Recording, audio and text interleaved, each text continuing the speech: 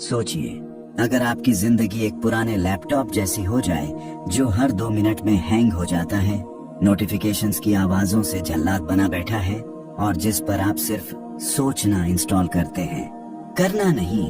हंसी तो आई ना, लेकिन क्या आपको पता है आज करोड़ों लोग इसी मेंटल क्लटर में फंसे हुए हैं। सोचते हैं बहुत कुछ, लेकिन करते जीरो।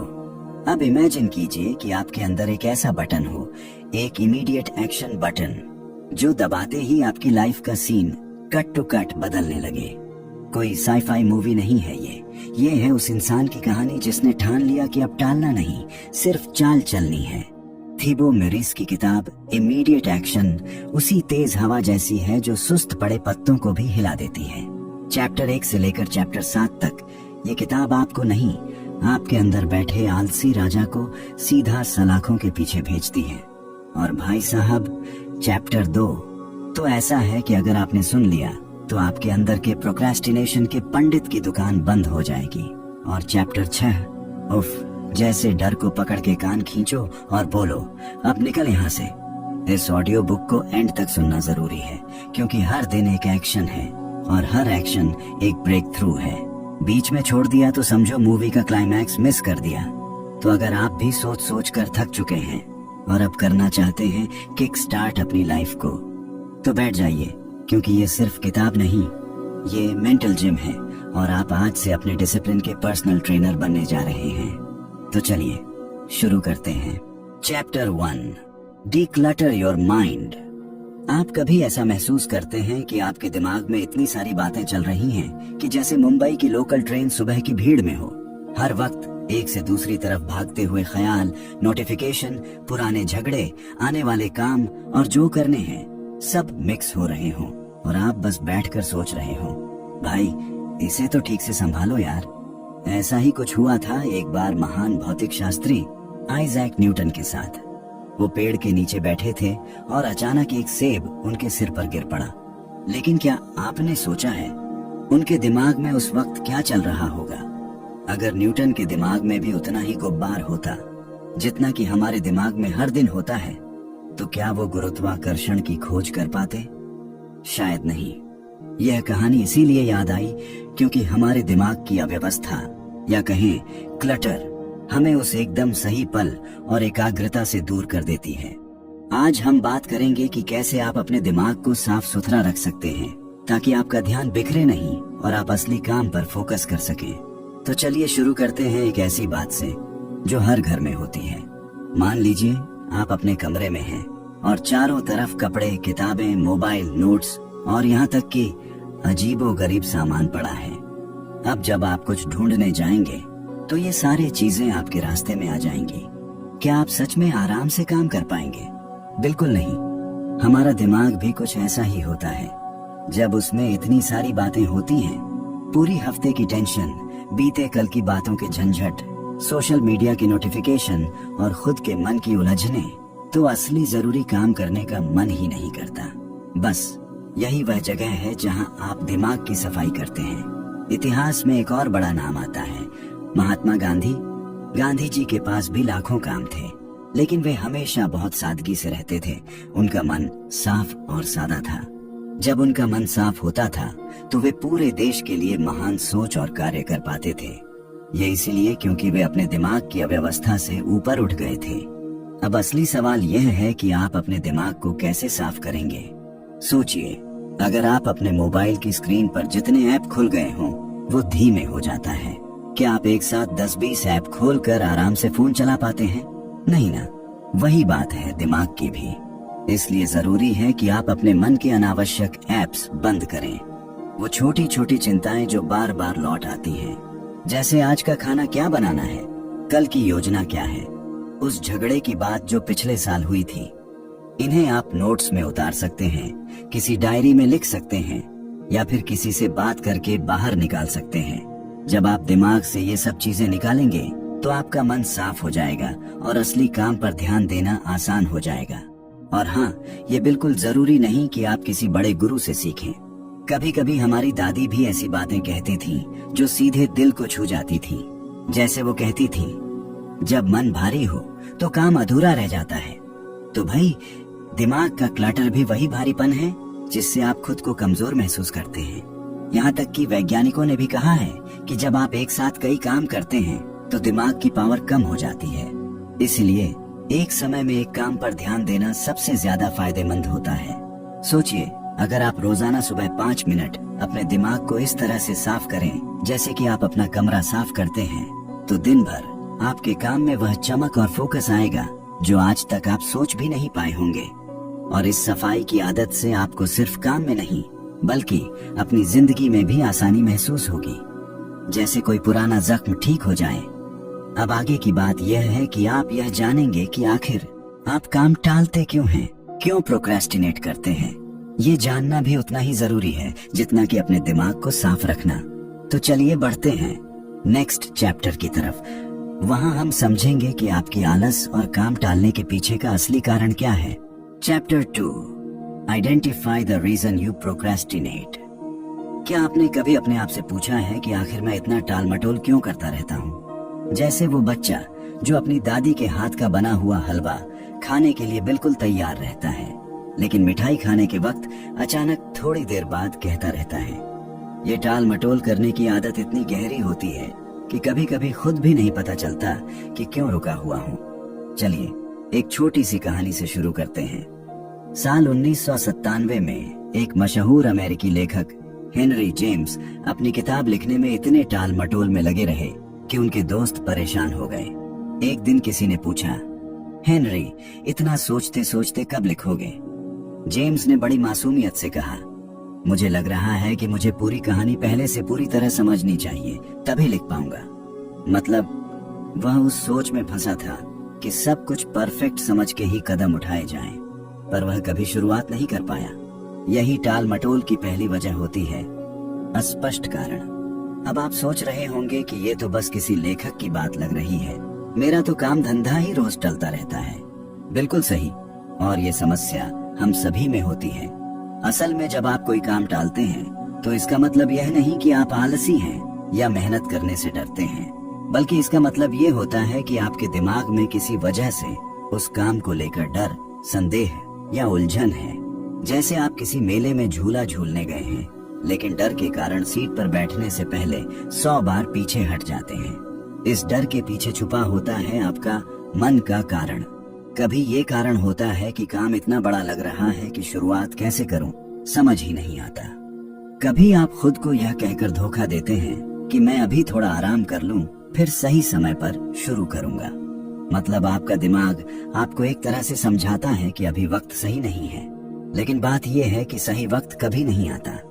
आपको समझना होगा कि टाल मटोल करने की असली वजह छुपी होती है, न कि काम की भारी भरकम प्रकृति, बल्कि आपके मन की अनसुलझी दुविधा। आप उसे पहचानें, समझें और फिर उस दुविधा से लड़ें। जैसे महात्मा गांधी ने कहा था, पहला कदम उठाना सबसे महत्वपूर्ण होता है।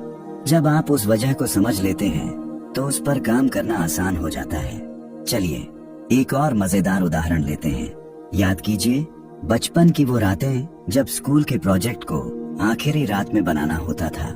आप जानते थे कि कल सुबह ट्यूशन भी है, मम्मी ने भी डांटा था कि समय पर काम पूरा करो, लेकिन आप फिर भी घंटों मोबाइल में उलझे रहते। क्यों? क्योंकि मन में एक आवाज थी, क्या फायदा, अब काम अधूरा ही रहेगा। लेकिन अगर उस आवाज को पहचान कर कहते, अरे ये डर है कि काम अधूरा होगा, तो मैं छोटा छोटा हिस्सा करके शुरू करता हूँ, तो शायद आप वक्त पर खत्म कर लेते। यह कहानी बताती है कि जब आप टाल मटोल करते हैं तो आप अपने मन के डर और उलझन से भाग रहे होते हैं। इसका इलाज ये है कि आप उस डर का सामना करें, उसे समझें और उसका हल खोजें। क्योंकि जब आप कारण पहचान लेंगे तो उसके खिलाफ लड़ना आसान हो जाएगा। तो चलिए बढ़ते हैं नेक्स्ट चैप्टर की तरफ, जहां हम इस टाल मटोल की आदत को और गहराई से समझेंगे और जानेंगे कि इसे कैसे जड़ से खत्म किया जाए। Chapter 3, deepen your understanding of procrastination. आपने कभी वो पल महसूस किया है जब सब कुछ सामने रखा होता है, किताब, पेन, टाइम, लेकिन फिर भी मन कहता है बस 5 मिनट और मोबाइल देख लूं, और वो 5 मिनट कब 2 घंटे में बदल जाते हैं पता ही नहीं चलता। अब जरा सोचिए, एक आदमी था, नाम था हेनरी मोर्टन स्टैनली। ये वही इंसान था जिसने अफ्रीका के जंगलों में जाकर डेविड लिविंगस्टोन को ढूंढ निकाला था। जान जोखिम में डाल दी, लेकिन जो काम अधूरा था उसे पूरा करने की जिद ने इतिहास रच दिया। अब आप सोच रहे होंगे कि प्रोक्रेस्टिनेशन से इसका क्या लेना देना। सीधा कनेक्शन है। जब हम किसी काम को गहराई से समझते नहीं, उसकी वजहों को नहीं पहचानते, तो हम स्टेनली नहीं बन पाते। हम वहीं अटके रहते हैं, अपने ही कमरे में, अपने ही मोबाइल में। देखिए, जब आप ये समझने लगते हैं कि आप बार बार किसी जरूरी काम को टाल क्यों रहे हैं, तभी आप असली लड़ाई जीतना शुरू करते हैं। वरना तो सारा दिन गिल्ट में बीतता है और रात में सोते वक्त मन खुद को कोसता है, यार आज भी कुछ नहीं किया। अब यहाँ बात सिर्फ आलस की नहीं है। कभी कभी दिमाग के पीछे डर छुपा होता है, कहीं फेल ना हो जाऊं, कहीं लोग हंस न दें, या फिर कहीं ये काम उतना अच्छा ना निकले जितना मैं सोच रहा हूँ। और जब तक ये डर आपके अंदर बैठा रहेगा, आप हर काम को कल पर छोड़ते रहेंगे। एक बार एक छोटा बच्चा था। उसने पहली बार तालाब में तैरना शुरू किया। डर था कि डूब जाएगा। वो बार बार पानी के किनारे खड़ा रहता, पैर डुबाता, फिर वापस आ जाता। पर एक दिन जब उसने समझा कि डर से जीतने के लिए पानी में उतरना जरूरी है, तब जाकर उसने अपने डर की जड़ को पकड़ा और तैरना सीख गया। ठीक उसी तरह जब आप अपने अंदर के डर को पहचान लेते हैं और ये समझ जाते हैं कि कौन सी सोच, कौन सा बहाना आपको पीछे खींच रहा है, तभी आप उसे तोड़ पाते हैं। ये चैप्टर यही समझाने की कोशिश करता है कि प्रोक्रेस्टिनेशन का इलाज टालने में नहीं, गहराई में उतरने में है। अब देखिए, कई बार ऐसा भी होता है कि कोई काम हमारे लिए जरूरी नहीं होता, लेकिन हम दूसरों के कहने पर उसे करना शुरू कर देते हैं। जैसे मामी जी ने कहा, ये कोर्स कर लो, बड़ी नौकरी मिलेगी। अब कोर्स में मन नहीं लग रहा, लेकिन गिल्ट फ्री में मिल रहा है, तो हम बैठते हैं किताब लेकर, लेकिन 2 लाइन पढ़ते ही इंस्टाग्राम खोल देते हैं। असल में जब आप किसी काम से जुड़े नहीं होते, जब उसका मकसद आपका अपना नहीं होता, तो दिमाग खुद ही उसे टालना शुरू कर देता है। इसलिए जब तक आप अपने काम की असली वजह नहीं ढूंढते, दिल से नहीं जुड़ते, तब तक एक्शन लेना मुश्किल होता है। और मजे की बात यह है कि हम खुद को बड़े चालाक समझते हैं। कहते हैं, अरे भाई मैं तो परफेक्शनिस्ट हूँ, काम बिना तैयारी के नहीं करता। लेकिन सच्चाई ये होती है कि परफेक्शन के नाम पर हम दरअसल टाल मटोल कर रहे होते हैं। मतलब प्रोक्रेस्टिनेशन को हमने महंगा नाम दे दिया है। एक पुरानी कहावत है, the chains of habit are too light to be felt until they are too heavy to be broken. यानी आदतों की जंजीरें शुरुआत में इतनी हल्की लगती हैं कि पता ही नहीं चलता, लेकिन धीरे धीरे वो इतनी भारी हो जाती हैं कि तोड़ना मुश्किल हो जाता है।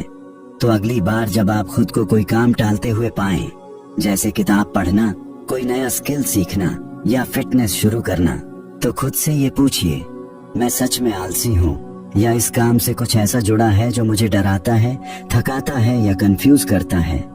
आपका जवाब ही आपका इलाज है, और यही इस चैप्टर की ताकत है। ये सिर्फ प्रोक्रेस्टिनेशन मत करो नहीं कहता, बल्कि आपको खुद के अंदर झांकने को कहता है, ताकि आप उस राक्षस को पहचान सकें जो हर बार आपको रोक देता है।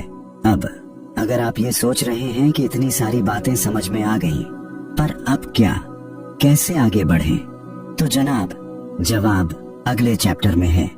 वहां हम ये जानेंगे कि क्लैरिटी कैसे पाई जाए, ताकि आप न सिर्फ जानें कि क्या करना है, बल्कि ये भी समझें कि क्यों और कैसे करना है।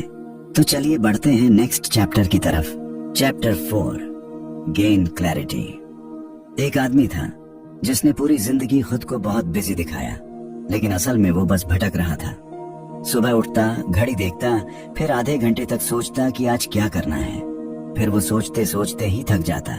शाम होते होते वही आदतें, वही उलझन, और दिन खत्म। ऐसा नहीं कि उसमें काबिलियत नहीं थी, दिक्कत ये थी कि उसे खुद ये नहीं पता था कि वो जाना कहाँ चाहता है। रास्ते पे था, लेकिन मंजिल का नाम नहीं मालूम। अब सोचिए, अगर एक नाव समुद्र में हो और उसका नाविक कहे, जहाँ ले चले हवाएं वहीं चल देंगे, तो क्या वो कभी अपने सपने की किसी जगह पहुंचेगा? नहीं ना। बस यही होता है जब जिंदगी में क्लैरिटी नहीं होती। अब थोड़ा पीछे चलते हैं इतिहास में। सुकरात, जी हाँ, वही ग्रीक वाला दाढ़ी वाला दार्शनिक, उसने एक बार अपने एक छात्र से कहा, नो दाई सेल्फ, मतलब खुद को जानो। अब ये लाइन सुनने में बहुत स्टाइलिश लगती है, लेकिन इसका मतलब क्या है?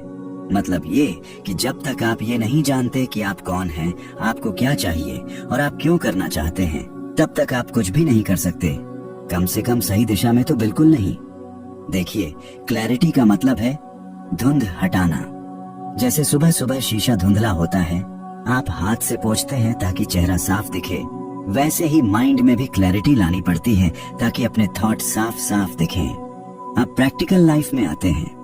आपने कभी नोटिस किया है, जब घर में शादी होती है तो सब लोग बड़े क्लियर होते हैं। मामी जी, आपको फूलों का काम संभालना है। चाची जी, हल्दी का सामान ले आइए। और सब लोग जैसे जैसे जिम्मेदारियां मिलती हैं, वैसे वैसे काम स्मूथ चलता है। लेकिन अब एकदम उल्टा सोचिए, अगर किसी को न पता हो कि उसका काम क्या है, वो आए, गोलगप्पे खाए, फिर डीजे पे नाचे और बोले, अरे मेरा काम क्या था, तो क्या शादी अच्छे से हो पाएगी? नहीं। बस वही हमारी लाइफ में होता है जब हमारे पास क्लैरिटी नहीं होती। हम सुबह उठते हैं, इंस्टा स्क्रॉल करते हैं, फिर लगता है कुछ बड़ा करना है लाइफ में। लेकिन बड़ा क्या है, कहाँ जाना है, कब तक पहुंचना है, कैसे करना है? अगर ये सब साफ नहीं है तो बस लाइफ भी डीजे वाले कजिन की तरह गोलगप्पे खाती रहेगी और कुछ नहीं होगा। अब इसका हल क्या है? सिंपल, रुकिए, सोचिए और खुद से बात कीजिए। जैसे गांव में जब कोई रास्ता नहीं मिलता तो लोग पेड़ के नीचे बैठकर सोचते हैं कि अगला मोड़ कहाँ ले, वैसे ही आपको भी अपनी लाइफ में एक स्टॉप लेना है। हर किसी को क्लैरिटी एक जैसे नहीं मिलती। किसी को मिलती है बुक्स पढ़ने से, किसी को मिलती है नेचर में चलने से, किसी को मिलती है चाय की दुकान पर बैठकर अकेले सोचने से।